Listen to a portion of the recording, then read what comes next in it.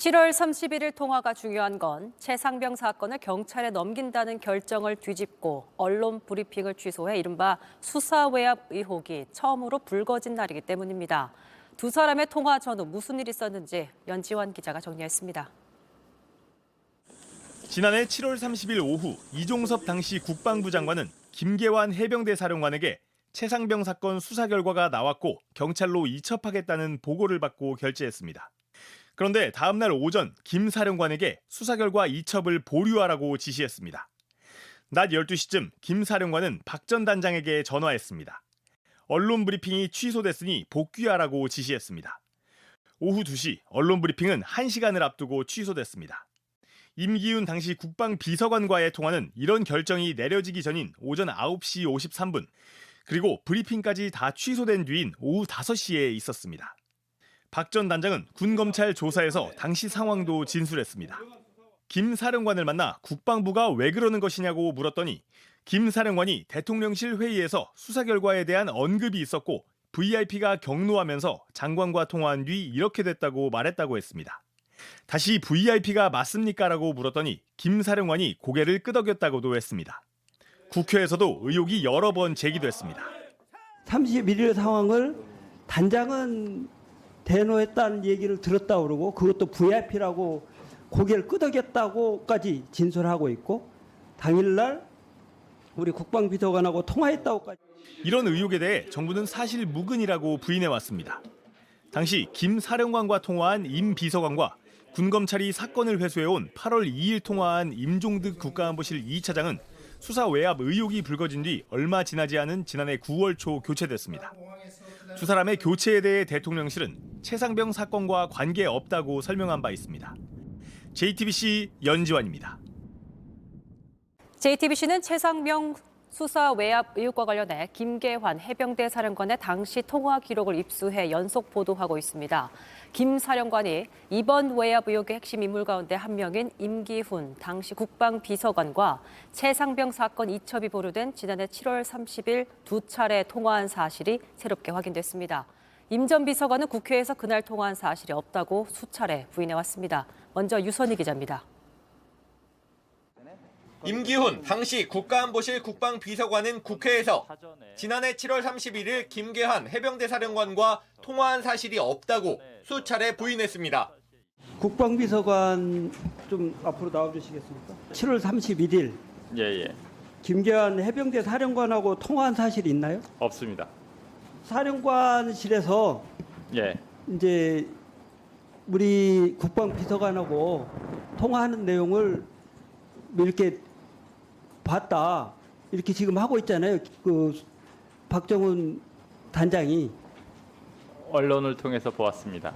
들었죠? 예, 들었습니다. 사실이 아닌데 만약에 지금 사실이 아니라고 그러는데 사실이 아닙니다. 사실이 아니면 그 부분을 어떻게 부정을 하실 거예요? 지금 뭐 진술서나 언론이나 이쪽에서 계속 통화하는 걸 옆에서 들었다 이렇게 보고 있는데 7월 31일 당일날 제가 해병대 사령관하고 통화한 적이 없습니다. JTBC가 입수한 지난해 7월 31일 김 사령관의 통화 내역입니다. 군검찰이 상대방 이름을 지워 법정에 냈습니다. 김 사령관이 누군가에게 전화해 오전 9시 53분에 2분 가까이, 오후 5시에 3분 넘게 통화합니다. 김 사령관의 별도 발신 기록을 확인했더니 상대방은 임 전 비서관으로 확인됐습니다.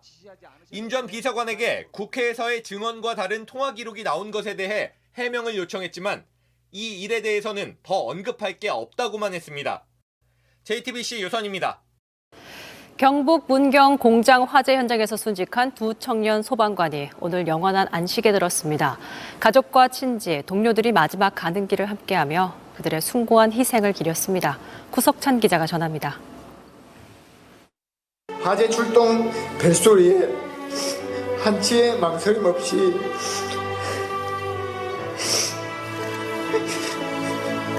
현장으로 뛰어갔던 우리 반장님들. 나란히 걸린 사진 속 해맑은 표정. 그 앞에 선 동료 소방관은 눈물을 쏟아내며 제대로 말을 잇지 못합니다. 고 김수광 소방장과 고 박수훈 소방교의 마지막 가는 길은 온통 물음바다였습니다. 친구들은 오열했고 유족들은 가슴을 쳤습니다.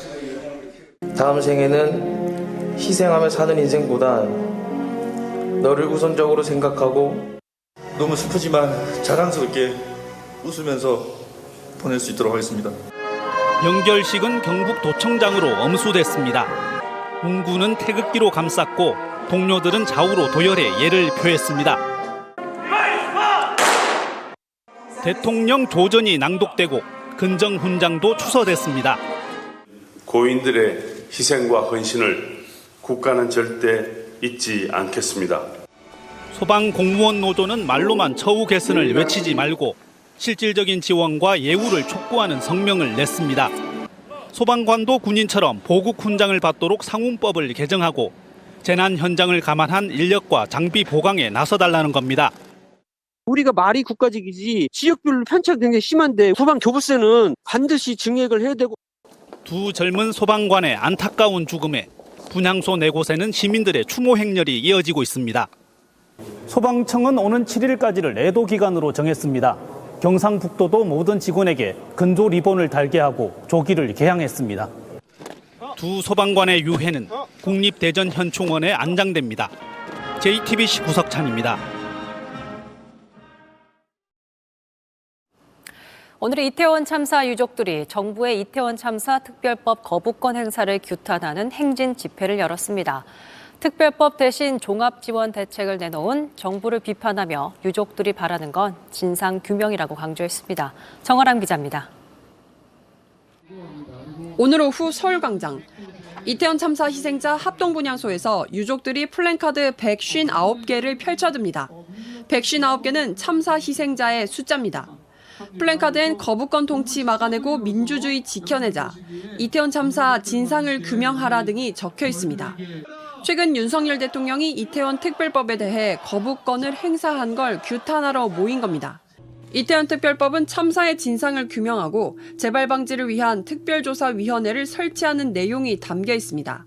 하지만 윤 대통령이 거부권을 행사했고 정부는 피해자 지원금 등을 중심으로 한 종합대책을 추진하겠다고 발표했습니다. 유족과 시민단체는 반발했습니다. 저들은 우리 유가족들의 바람인 진상규명을 가장 모욕적인 방법으로 거부하는 것도 모자라 발가벗은 저희들을 댓글부대의 먹잇감으로 내던졌습니다. 이 땅의 정당이라면, 나라를 위한 정당이라면 생명과 안전을 위한 이태원 참사 특별법을 거부할 명분이 없습니다. 유족들은 2인 1조로 플랜카드를 들고 서울광장에서 정부청사까지 행진했습니다. 이태원 참사 시민대책회의는 정부 규탄을 위한 추가 단체 행동을 논의하고 있다고 밝혔습니다. JTBC 정아람입니다.